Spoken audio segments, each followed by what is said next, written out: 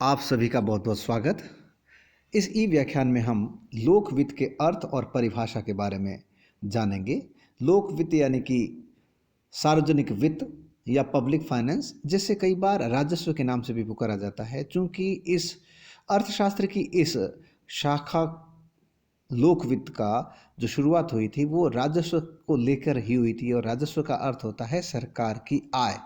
सरकार के आय संबंधी जो भी स्रोत होते हैं या सरकार जिस प्रकार से आय प्राप्त करती है, और जो सरकार की आय होती है वह राजस्व होता है, और राजस्व से संबंधित अध्ययन ही लोक वित्त या फिर राजस्व के रूप में कहा जाने लगा था। लेकिन धीरे धीरे ये लोक वित्त और राजस्व दोनों शब्द जो है देखा जाए तो अलग अलग हो गए। राजस्व की जब हम बात करते हैं तो केवल सरकार की आय से संबंध होता है, लेकिन राजस्व का यदि अर्थशास्त्र की शाखा के रूप में अध्ययन करते हैं तो वो लोक वित्त हो गया, यानी सार्वजनिक वित्त अर्थात पब्लिक फाइनेंस।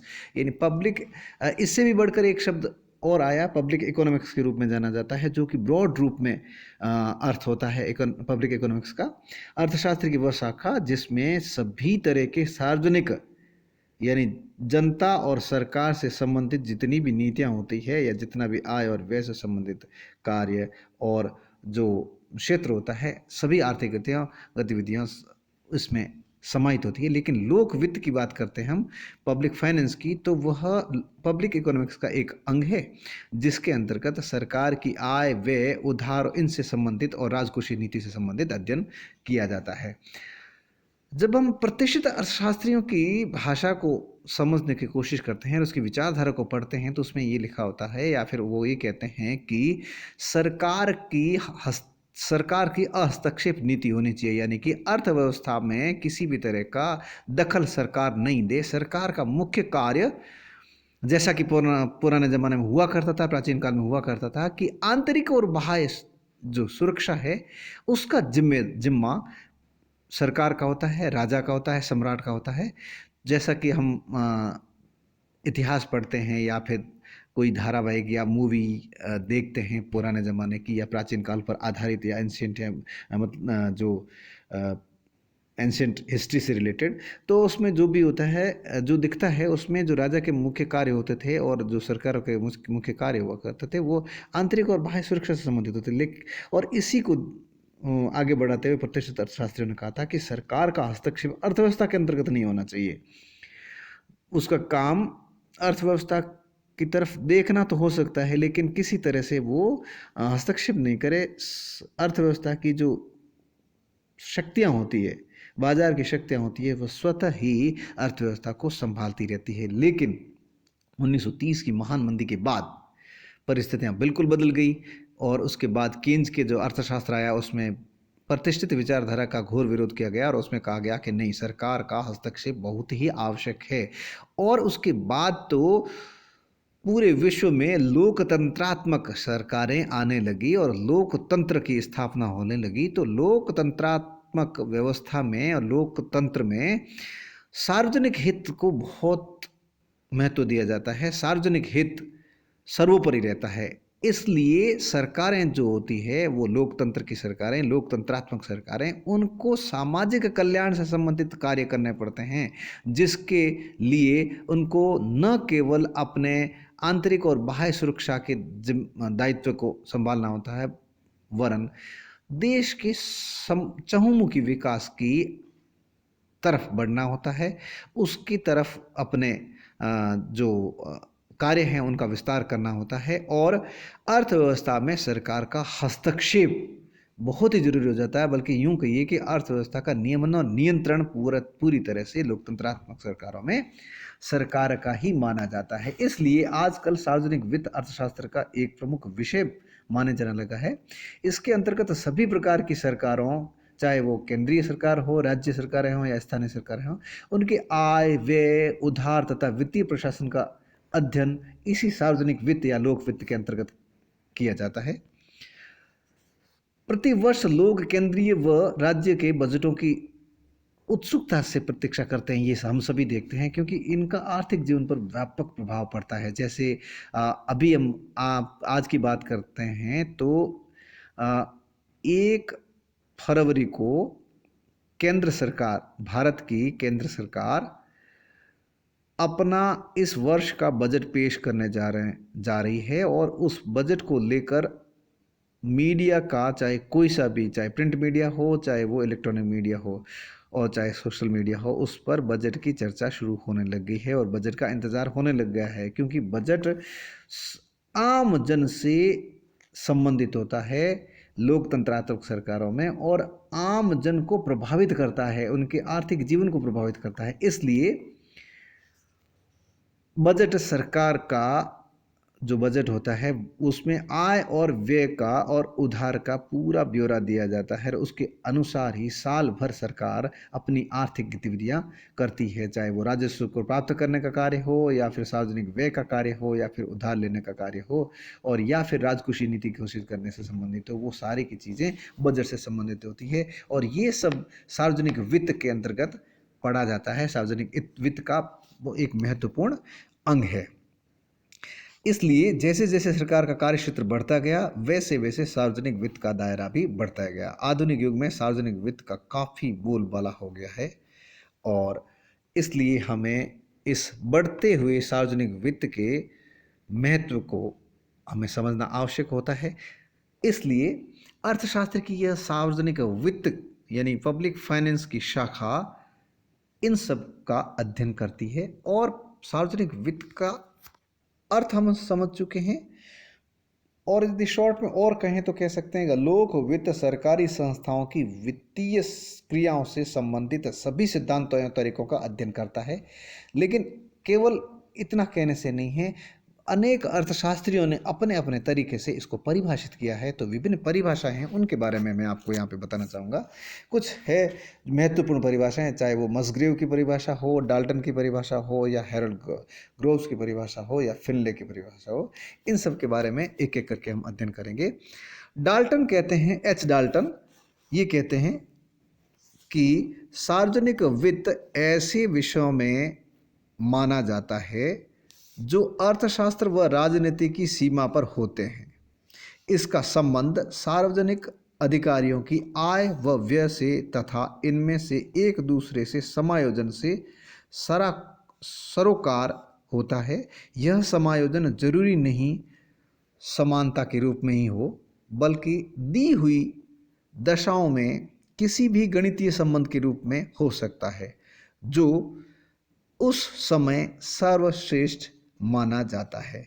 इस प्रकार सार्वजनिक वित्त की परिभाषा में आय व व्यय के परस्पर समायोजन पर जोर दिया गया है और इसी प्रकार हैरोल्ड ग्रोव्स जो है वो कहते हैं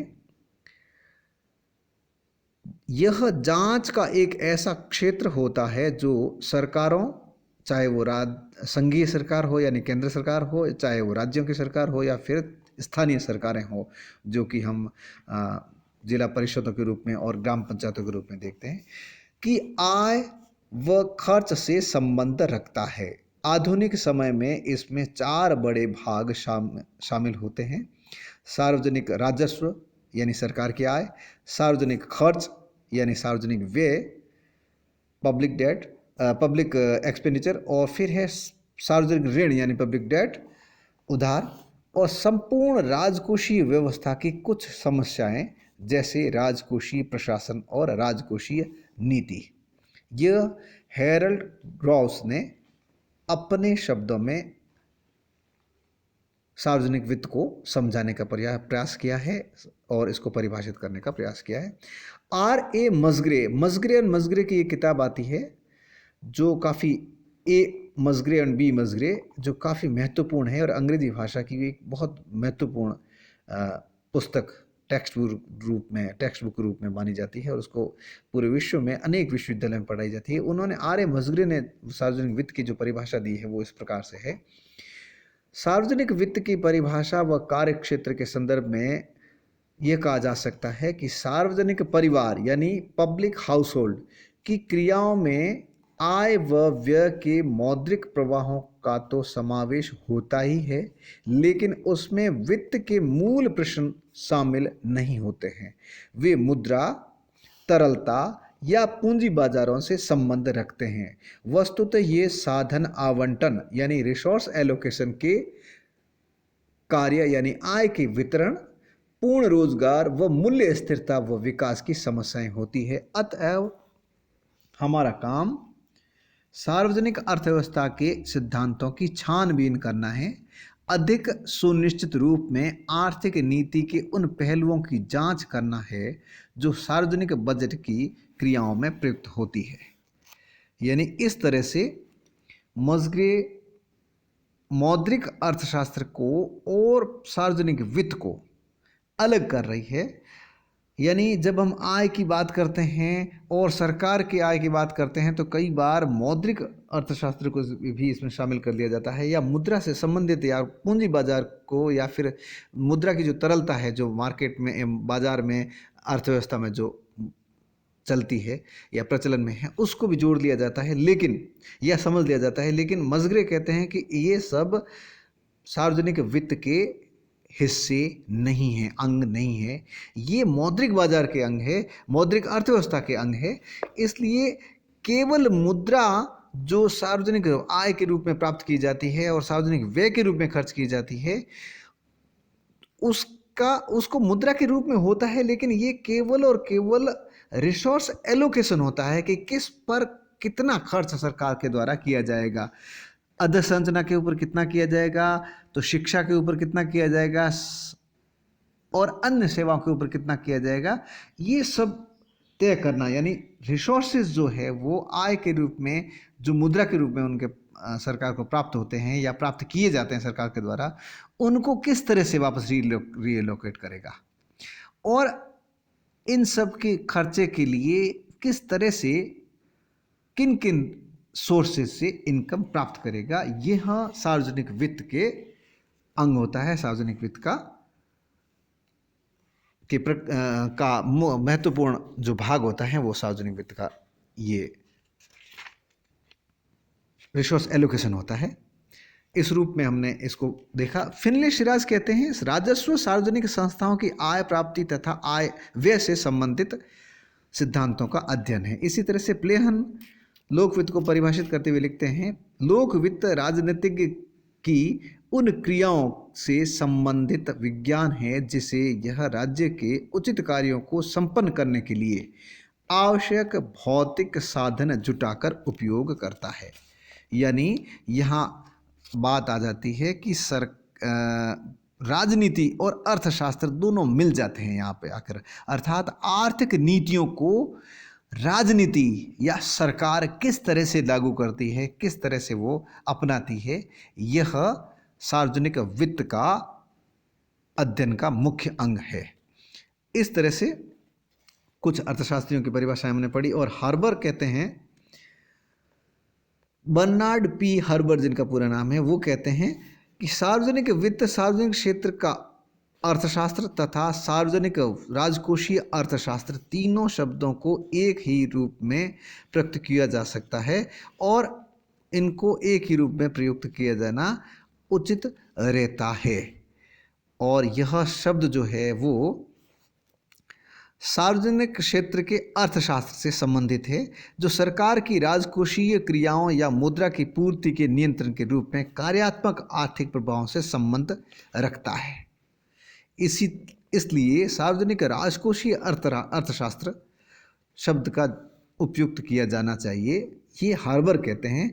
ये जो शब्द हैं सार्वजनिक क्षेत्र का अर्थशास्त्र, सार्वजनिक राजकोषीय अर्थशास्त्र और सार्वजनिक वित्त, उनके ऊपर फोकस करते हुए इनकी परिभाषाओं को जोड़ते हुए कहते हैं, वो अपने शब्दों में इस प्रकार से परिभाषित करते हुए कहते हैं कि इसे हम सार्वजनिक वित्त की अपेक्षा सार्वजनिक राजकोषीय अर्थशास्त्र कहें तो ज़्यादा बेहतर हो सकता है, ऐसा उनका मानना था। बेस्टवेल कहते हैं कि राजस्व में, अब देखिए यहाँ ये राजस्व का शब्द के उपयोग लेते हैं। राजस्व का यदि अर्थ मैंने अभी आपको बताया था कि लोक वित्त और राजस्व दोनों ही कहते हैं, तो लेकिन बाद में राजस्व यानी रेवेन्यू यानी सरकार की आय को ही केवल राजस्व कहने लग गए। हाँ, और जो अर्थशास्त्र की पब्लिक फाइनेंस शाखा है उसे लोक वित्त या सार्वजनिक वित्त के रूप में परिभाषित किया जाने लगा है। वेस्टवेल कहते हैं राजस्व यानी यहाँ पे पब्लिक फाइनेंस का मतलब है मैं राज्य के सार्वजनिक अधिकारियों के आय व्यय तथा उनके पारस्परिक संबंध तथा वित्तीय प्रशासन एवं नियंत्रण के संबंध में विवेचन किया जाता है। JF कहते हैं, सार्वजनिक वित्त को अर्थशास्त्र का वह अंग माना जाता है जिसका उद्देश्य राज्य के साधन एवं व्यय का अध्ययन करना होता है। इस तरह से अनेक परिभाषाएं दी गई है। इन परिभाषाओं का निचोड़ जो है वो मैं आपको यहाँ बता देता हूँ, उसके बाद में आगे बढ़ते हैं। निचोड़ ये है कि राजस्व या लोक वित्त या सार्वजनिक वित्त, जिसे हम अंग्रेजी में पब्लिक फाइनेंस कहते हैं, वह सार्वजनिक संस्थाओं एवं शासन की उन वित्तीय क्रियाओं के सिद्धांतों एवं तरीकों का अध्ययन है जिनके द्वारा वे आय जुटाते हैं, विभिन्न कार्यों में व्यय करते हैं, उन पर नियंत्रण करते हैं और परस्पर सामंजस्य बिठाते हैं तथा पारस्परिक वित्तीय संबंधों में सामंजस्य रखते हैं। यही सार्वजनिक वित्त का अध्ययन होता है। और शॉर्ट में कहें तो जो मैंने पहले एक लाइन में बताया था, सार्वजनिक वित्त सरकारी संस्थाओं की वित्तीय क्रियाओं से संबंधित सभी सिद्धांतों एवं तरीकों का अध्ययन करता है। इस प्रकार से हम कह सकते हैं कि इसके अंतर्गत कौन कौन सी चीज़ें जुड़ी हुई है। सार्वजनिक आय, यानी सरकार जिस तरह से टैक्स लगा के या नॉन टैक्स रेवेन्यू से आय प्राप्त करती है वह। और दूसरा है सार्वजनिक व्यय, यानी कि सरकार जो अधर संरचना पर, सेवाओं पर, चाहे वो शिक्षा हो, चिकित्सा हो या अन्य सेवाएं हैं, उन पर सार्वजनिक उपक्रमों के रूप में जो भी खर्च करती है वह। और सार्वजनिक ऋण, जब सरकार आय से अधिक खर्च कर देती है तो उसे उधार लेना पड़ता है तो वह सार्वजनिक ऋण कहलाता है। और फिर आर्थिक विकास और स्थायित्व के लिए राजस्व यानी सरकार की आय का किस प्रकार से प्रयोग किया जाए, इन सब का प्लस इन सब के सिद्धांतों का अध्ययन, अर्थात सार्वजनिक आय के कौन कौन से स्रोत होने चाहिए, कौन कौन से हैं और कौन कौन से होने चाहिए, और कर लगाने तो कितने लगाने चाहिए और कैसे लगाने चाहिए, उनके पीछे नीतियाँ, उनके सिद्धांत, सार्वजनिक व्यय कितना कहाँ कहाँ करना है प्लस उनके पीछे सिद्धांत, और सार्वजनिक ऋण यदि लेना पड़ता है तो किस तरह से लिया जाए, कितना लिया जाए, वापस उसका पुनर्भुगतान कैसा होगा, और उनके पीछे कौन से सिद्धांत हैं काम कर रहे हैं या कौन कौन से सिद्धांत अर्थशास्त्रियों द्वारा दिए गए हैं। और आर्थिक विकास और स्थायित्व के लिए राजस्व का जो प्रयोग किया जाता है तो किस तरह से प्रयोग किया जाए, इनके जो नियम बने हुए सिद्धांत हैं, इन सब का अध्ययन लोक वित्त के अंतर्गत किया जाता है। और इस प्रकार से जो 3 भाग बताए हैं, कार्यात्मक वित्त, संघीय वित्त और स्थानीय वित्त के रूप में, इसके 3 प्रकार हो सकते हैं राजस्व के, और यानी लोक वित्त के। और फिर इसके अंग जो है मैंने अभी आपको बताए, यही इस रूप में भी लिखे हुए हैं, सार्वजनिक आय यानी राजस्व, सार्वजनिक व्यय, सार्वजनिक ऋण, वित्तीय प्रशासन, आर्थिक संतुलन और संघीय वित्त, ये इसके अंग माने जा सकते हैं। इस तरह से इस वीडियो में, इस ई लेक्चर में हमने जाना कि सार्वजनिक वित्त यानी पब्लिक फाइनेंस का अर्थ क्या है, परिभाषाएं क्या है और इसके अंतर्गत क्या क्या अध्ययन किया जाता है, इसका विषय क्षेत्र क्या है, इसके बारे में अध्ययन किया। धन्यवाद।